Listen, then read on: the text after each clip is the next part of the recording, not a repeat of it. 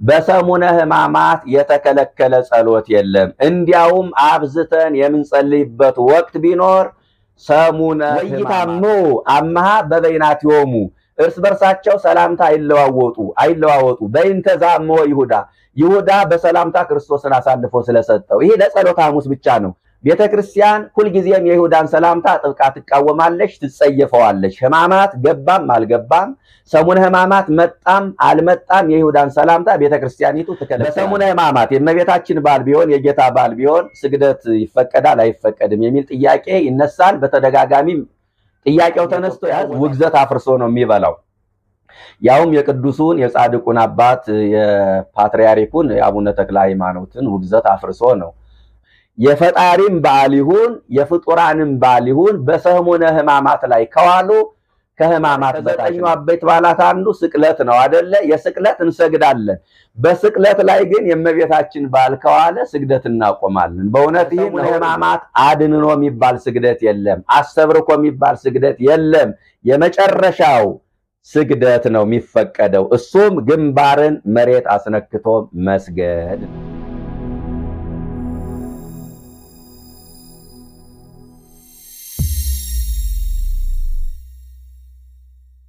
በስመ አብ ወወልድ ወመንፈስ ቅዱስ አሃዱ አምላክ አሜን። እንበለ ደዌ ወሕማም እንበለ ጻማ ወድካም አመ ከመ ዮም ያብጽሐኒ ያብጽሕክሙ በፍስሐ ወበሰላም። በተለያየ ስፍራ የምትገኙ ኦርቶዶክሳውያን በያላችሁበት እንደምን አላችሁ?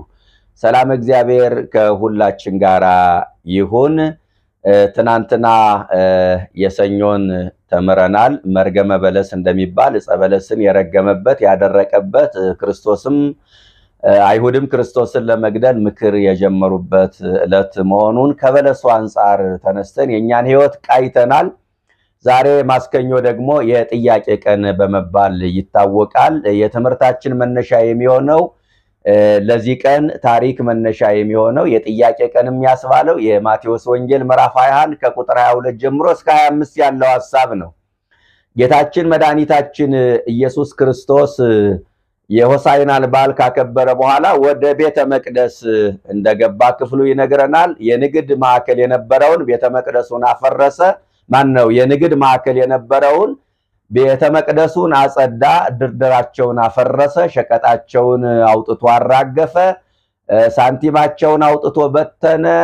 እንዲሁም ደግሞ ርግቦችን ፈቶ ለቀቃቸው። ዱላ ስለማይችሉ ላሞችን፣ በሬዎችን፣ በጎቹን በጅራፍ እየገረፈ ከመቅደሱ አውጥቶ አባረረ። የአባቴ ቤት የጸሎት ቤት ይባል ነበረ፣ እናንተ ግን የሌቦች ዋሻ አደረጋችሁት ብሎ እነሱን ወቅሷቸዋል። እና በዚህን ጊዜ ቅናት፣ ምቀኝነት ያደረባቸው አይሁድ አንድ ጥያቄ አነሱ።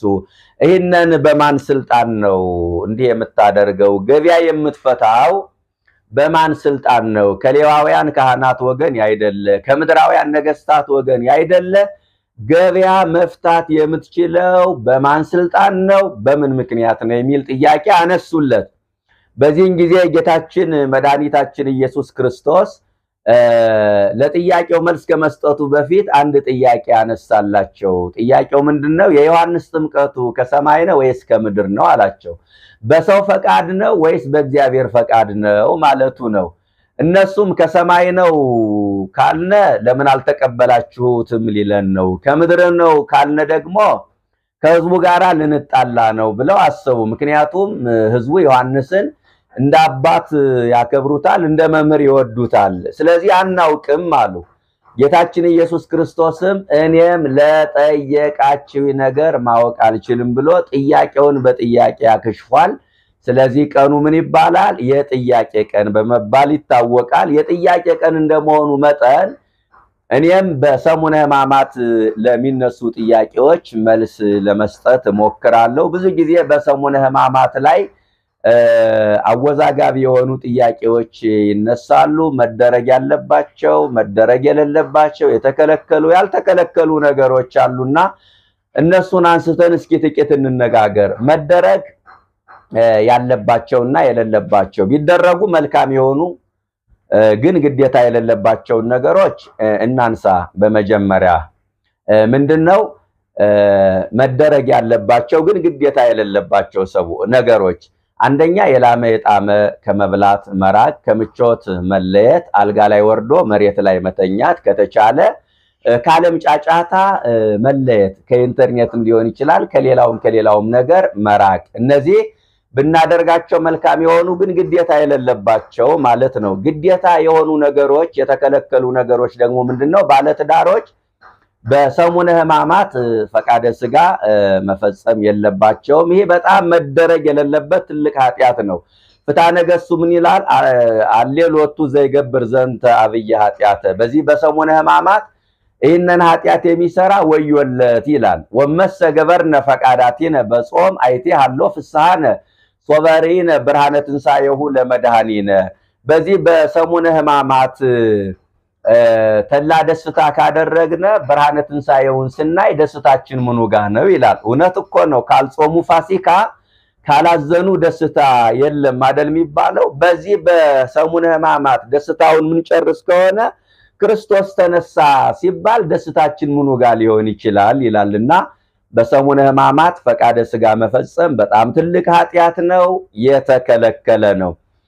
ሌላው የሚነሳው የጸሎት ጉዳይ ነው። በዚህ በሰሙነ ሕማማት ይጸለያል አይጸለይም? የሚጸለየው ምን አይነት ጸሎት ነው የሚባል ጥያቄ ይነሳል። ባጭሩ በሰሙነ ሕማማት የተከለከለ ጸሎት የለም። እንዲያውም አብዝተን የምንጸልይበት ወቅት ቢኖር ሰሙነ ሕማማት ነው። ለምን መሰላችሁ? ጠዋት አንድ ሰዓት ላይ የጠዋቱ ስግደት ሲጀመር የሰባቱን ቀን ውዳሴ ማርያም እንደግማለን። 150ው ዳዊት ይደገማል። ግብረ ሕማሙ ከመነበቡ በተጨማሪ ብሉዩ ይነበባል፣ ሐዲሱ ይነበባል፣ ገላቱ ድርሳናቱ ይነበባሉ፣ ሃይማኖተ አበው ይነበባል። ሚቀር የጸሎት አይነት የለም። ምናልባት መልካ መልክ ይጸለያል አይጸለይም ነው በዋናነት አሁን ጥያቄው ነው የሚነሳ። አባቶቻችን እንዲያው ከከለከሉም መልካ መልኩን ከከለከሉ ያለ ምክንያት እንዳይመስላችሁ፣ ለመልካ ሕማማቱ በማሰብ ለመልካ ሕማማቱ ቦታ በመስጠት በጣም ልብን የሚያሳዝን አይደለ? የሚያራራ ነው። ትናንት እንደነገርኳችሁ ልብን የሚመስጥ ዝማሬ ስለሆነ ለዛ ቦታ በመስጠት እንጂ ሌላ መልካ መልክ መጸለይ መልካ ሚካኤልም መልካ ገብርኤልም ሊሆን ይችላል ኃጢአት ሆኖ አይደለም ወገኖቼ። ጊዜ ካለ ሁሉንም የጸሎት አይነት መጸለይ ይቻላል። የተከለከለ አንድ ነገር ብቻ አለ። በዚህ በግብረ ሕማሙ ላይ የተጻፈ ጸሎተ ሃይማኖትን ታመመ እስከሚለው ጸልይ ይላል። ከዛ በኋላ ሞተ ተቀበረ ስለሚል የሞተው የተቀበረው ደግሞ ዓርብ ስለሆነ እስከ ዓርብ ድረስ ታመመ የሚለውን ቃል ጸልይ ይላል። ከዚህ ውጪ የተከለከለ የጸሎት አይነት የለም። ይህንን እንድታውቁ ፈልጋለሁ። ሌላው የሰላምታ ጉዳይ ደግሞ ጥያቄ ሆኖ ይነሳል። በእርግጥ ሰሙነ ሕማማት ሰላምታ የሚከለከልበት ምክንያት ሳምንቱ ክፋት ተንኮል የተመከረበት ሳምንት ስለሆነ ነው። የሐዘን ሳምንት ስለሆነ ነው። የመከራ ሳምንት ስለሆነ ነው። መቼም ሐዘንተኛን እንኳን ደስ ያለን ብለህ ጉንጩን አትስመውም አንስመውም አይደል? እንኳን ደስ ያለህ ብለን ጉንጩን አንስመውም። አይዞህ ብለን ነው ሐዘንተኛን ምናጽናናው እና በክርስቶስ ሞት በድንግል ማርያም መከራ ያዘንበት ሳምንት ስለሆነ ለዚህ ነው ሰላምታ የተከለከለ። አድርገውት ቢገኙ ግን ምዕመናን ኃጢአት አይሆንም። ባያደርጉት መልካም ነው። አድርገውት ቢገኝ ግን ኃጢአት ሆኖ ሊቆጠር አይችልም ነው። አሁን ግዴታ የለበትም እያልኳችሁ ነው። እንዲያውም እውነት ለመናገር የተከለከለ በጸሎተ ሐሙስ ብቻ ነው። ግብረ ሕማሙ የሚናገረው እሱን ስለሆነ ማለት ነው። ወይታሙ አምሃ በበይናቲሆሙ፣ እርስ በርሳቸው ሰላምታ አይለዋወጡ። በእንተ ዘአምሖ ይሁዳ በሰላምታ ክርስቶስን አሳልፎ ስለሰጠው። ይሄ ለጸሎተ ሐሙስ ብቻ ነው። ሳምንቱን እንከልከል ካሉ ችግር የለውም፣ ግዴታ ግን የለውበትም። ሌሎቹም ደግሞ ሰላም ረስተውትም ይሁን አውቀውትም ይሁን ሳያውቁ ረስተውም ሊሆን ይችላል ሰላምታ ቢለዋወጡ ኃጢአት ሆኖ ሊቆጠርባቸው አይችልም ነው። በነገራችን ላይ አንድ ነገር ልንገራችሁ። ቤተክርስቲያን ሁልጊዜም የይሁዳን ሰላምታ ጥብቃ ትቃወማለች፣ ትጸየፈዋለች። ሕማማት ገባም አልገባም፣ ሰሙነ ሕማማት መጣም አልመጣም የይሁዳን ሰላምታ ቤተክርስቲያኒቱ ትከለክላለች። የይሁዳ ሰላምታ ምንድነው? ሽንገላ ያለበት ሰላምታ፣ ተንኮል ያለበት ሰላምታ ነው። በአፋችን ፍቅርን እናወራለን፣ በልባችን ክፋትን ምናረግ እስከሆነ የይሁዳ ሰላምታ ነው። አንዳንድ ጊዜ ለይምሰል ሰላምታ እንለዋወጣለን፣ ውስጣችን ግን የመርዝ ብልቃጥ ይሆናል። የይሁዳ ሰላምታ ነው። ከእንዲህ አይነት ሰላምታ በእውነት አድነኝ ይላል ቅዱስ ዳዊት በመዝሙር 11 ቁጥር 1 ላይ አድነኒ እግዚኦስ መሃል ቀሄር፣ አቤቱ ደግ ሰው አልቋልና አድነኝ። ወውድ ሃይማኖት እምጓለ እመሕያው፣ ከሰው ልጆች መተማመን ጎሏልና። ከንቶ የተናገሩ አሐዱም ስለካሉ፣ አንዱ ከአንዱ ጋራ ከንቱ ነገርን ይነጋገራሉና። በከናፍረ ጉሉት ልበ ወበልብ፣ ያም የልቡን ቋጥሮ ያም የልቡን አስቀምጦ ሰላም ነው እየተባባለ የሚኖርበት የሽንገላ ዘመን። እንዲህ አይነቱን የሽንገላ ሰላምታ ሕማማት ባይገባም ቤተክርስቲያኒቱ ትቃወመዋለች። የተቀደሰ ሰላምታ ነው ለክርስቲያኖች የሚያስፈልገው። ቅዱስ ጳውሎስ በአንደኛ ቆሮንቶስ ምዕራፍ 16 ቁጥር 16 ላይ በተቀደሰ አሰሳም ሰላምታ ተለዋወጡ ይላል። ይሄ የተቀደሰ ሰላምታ ተንኮል የሌለበት፣ ሽንገላ የሌለበት፣ ግብዝነት የሌለበት ሰላምታ ነው እና የይሁዳን ሰላምታ ሁልጊዜም ትቃወማለች ለማለት ያህል ነው። ሌላው በሰሙነ ሕማማት ጥያቄ ሆኖ የሚነሳው ማማተብ ይቻላል ወይስ አይቻልም ነው። ማማተብ ይቻላል። በነገራችን ላይ ይህ ሳምንት የብሉይ ኪዳኑን ዘመን የሚያስታውስ ሳምንት ነው ብለናል። በብሉይ ኪዳን ራሱ ማማተብ አልተከለከለም እኮ። ዘፍጥረት 48 ቁጥር 14 ላይ ያዕቆብ ኤፍሬምና ምናሴን እጆቹን አመሳቅሎ ባረካቸው ይላል እና ማማተብ አልተከለከለም። መስቀልም እኮ የተከለከለው መስቀል ከተሳለምን በኋላ እግዚአብሔር ይፍታ ስለሚባል ነው። አያችሁ፣ እግዚአብሔር ይፍታ ስለሚባል ነው። ሌላ እኮ አይደለም። ነፍሳት ከዲያብሎስ የተፈቱት፣ ከሲኦል የወጡት፣ ከዲያብሎስ እስራት የተፈቱት ዓርብ ስለሆነ ለዚህ ነው መስቀልም ማንሳለመውና በዋናነት የስግደት ጉዳይ ጥያቄ ሆኖ ይነሳል። በሰሙነ ሕማማት የእመቤታችን በዓል ቢሆን የጌታ በዓል ቢሆን ስግደት ይፈቀዳል አይፈቀድም የሚል ጥያቄ ይነሳል። በተደጋጋሚም ጥያቄው ተነስቶ ያወዛግባል። እኔ በጣም ማዝነው ቅዱስ ሲኖዶስ ለእንዲህ አይነቱ ጉዳይ ለምንድን ነው እልባት የማይሰጠው? አንዳንድ ጊዜ እንደ ቀላል የምናያቸው ነገሮች ነገ ዋጋ ያስከፍላሉ። እንደው በሕማማት ላይ በዓል በዋለ ቁጥር ምዕመናን ለምን ይወዛገባሉ? ቅዱስ ሲኖዶስ ለምን ትኩረት ሰጥቶ ውሳኔ ለምን አያሳልፍም? ግብጾቹ በየዓመቱ በሲኖዶሳቸው አዳዲስ ውሳኔ ያጸድቃሉ። እኛ ጋር ግን ሁልጊዜ ክርክር ነው። አሁን በዚህ በህዳር ጾም ላይ ብዙ ጊዜ ያከራክር ነበረ። የህዳር ጾም መግቢያው በ15 ነው፣ በ16 ነው። በዘመነ ዮሐንስ ሲሆን ደግሞ 13 ቅበላ፣ 14 ጾም፣ እንዲህ አይነት ጥያቄዎች ይነሱ ነበር አይደለ? ግን ቅዱስ ሲኖዶስ ሁልጊዜም በ15 መጾም እንዳለበት ውሳኔ ያስተላለፈ። ሰው እርፍ አለ፣ 15ን ይጾማል። ለዚህም ውሳኔ መስጠት ያስፈልጋል። እንዲሁም የአሳ ጉዳይ ሁልጊዜ ጥያቄ ሆኖ ይነሳል። በነገራችን ላይ ለነገሩ የአሳ ጉዳይ እንኳን በአቡነ ተክለ ሃይማኖት ዘመን አሳ በጾም መብላት እንደማይገባ ውግዘት ተላልፏል። አሁን የኢትዮጵያ ሕዝብ ውግዘት አፍርሶ ነው የሚበላው። ያውም የቅዱሱን የጻድቁን አባት የፓትርያርኩን የአቡነ ተክለ ሃይማኖትን ውግዘት አፍርሶ ነው የሚበላው ማለት ነው። እና እንዲህ አይነት አወዛጋቢ ነገሮች ሲነሱ ውሳኔ መስጠት ያስፈልጋል ለማለት ነው። በሰሙነ ሕማማት የተከለከለ ስግደት የለም። ለምን መሰላችሁ? የግዝት በዓላት አሉ፣ የግዝት ያልሆኑ በዓላት አሉ፣ አበይት በዓላት አሉ፣ ወርሃዊ በዓላት አሉ፣ ማለት ዓመታዊ በዓላት አሉ፣ ወርሃዊ በዓላት አሉ፣ ንዑሳን በዓላት አሉ፣ አበይት በዓላት አሉ።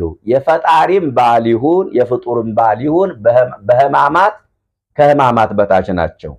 እንድትረዱኝ ይፈልጋለሁ። የፈጣሪም በዓል ይሁን የፍጡራንም በዓል ይሁን በሰሙነ ሕማማት ላይ ከዋሉ ከሕማማት በታች ናቸው።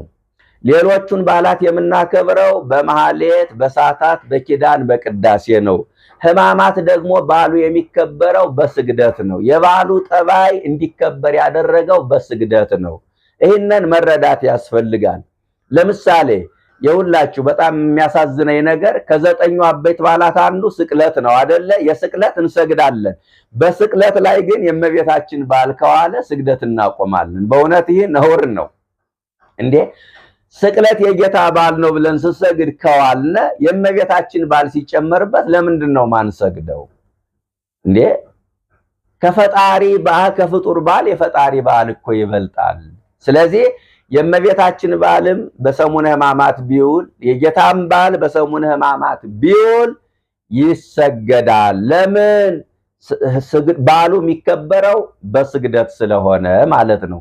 ከሕማማት ውጭ ግን ስግደት የተከለከለባቸው ቀኖች አሉ። ይህንን መረዳት ያስፈልጋል። ስግደት በሶስት ይከፈላል።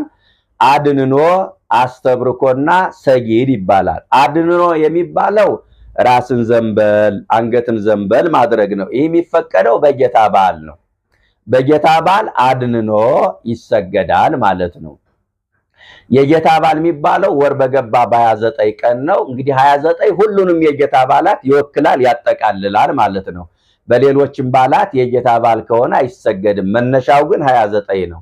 አስተብርኮ የሚባለው ደግሞ ትንሽ ከራስ ወገብን ጎብደድ ማድረግ ማለት ነው። ትንሽ ዝቅ ማለት ይጠይቃል። እሱ በእመቤታችን በዓል የሚሆን ነው። የእመቤታችን በዓል ወር በገባ በ21 ነው። 21 ሁሉንም የእመቤታችን በዓላት ይወክላል። የእመቤታችን በዓል ከሆነ በሁሉም ቀናት አይሰገድም ማለት ነው። ሶስተኛው ስግደት የሚባለው ነው።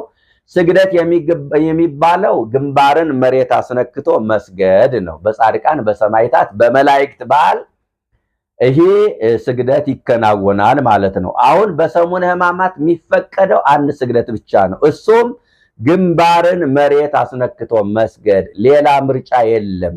በሰሙነ ሕማማት አድንኖ የሚባል ስግደት የለም። አስተብርኮ የሚባል ስግደት የለም። የመጨረሻው ስግደት ነው የሚፈቀደው። እሱም ግንባርን መሬት አስነክቶ መስገድ ነው።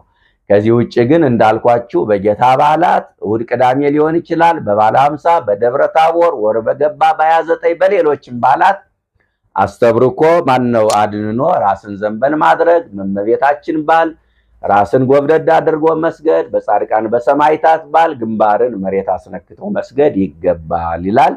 በሰሙነ ሕማማት የሚነሱ ጥያቄዎች ከብዙ በጥቂቱ መልስ ለመስጠት ሞክሬያለሁ። ሌሎችም ነገሮች ካሉ በየቀኑ የምናያቸው ይሆናል። ለጥያቄያችን መልስ የሰጠን አምላካችን ስሙ የተመሰገነ ይሁን። መከራ ሕማሙን እንድናስብ የፈቀደልን የአባቶቻችን አምላክ ክብርና ምስጋና ይድረሰው። ወስብሐት ለእግዚአብሔር።